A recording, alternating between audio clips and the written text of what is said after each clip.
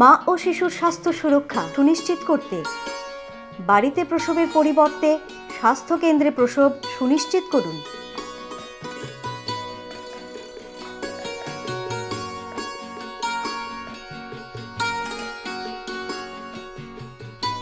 বাড়িতে প্রসবের ক্ষেত্রে প্রশিক্ষিত ধাই নাও পাওয়া যেতে পারে। অতিরিক্ত রক্তক্ষরণে মায়ের এবং নবজাতকের মৃত্যু পর্যন্ত হতে পারে। বাড়িতে প্রসবের সময় নানান জটিলতার কারণে সদ্যজাত জড়বুদ্ধি সম্পন্ন হতে পারে। মা ও শিশুর মধ্যে রোগ জীবাণু সংক্রমণ হওয়ারও সম্ভাবনা থাকে।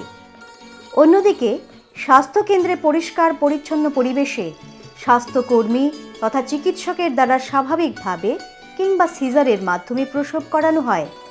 হাসপাতালে প্রসব করালে যাতায়াতের ব্যয়ভার বহন করে হাসপাতাল কর্তৃপক্ষ।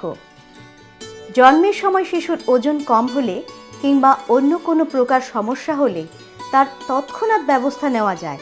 বিনামূল্যে ওষুধ প্রদান সহ রক্তক্ষরণ প্রতিরোধ করা যায়। জন্মের পরেই নবজাতকের টিকাকরণ শুরু হয়ে যায়। জননী শিশু সুরক্ষা কার্যক্রম এবং জননী সুরক্ষা যোজনা সহ বিভিন্ন প্রকল্পের সুবিধা গ্রহণ করুন। পরিবার কল্যাণ ও রোগ প্রতিরোধক অধিকার, স্বাস্থ্য ও পরিবার কল্যাণ দপ্তর, ত্রিপুরা সরকার।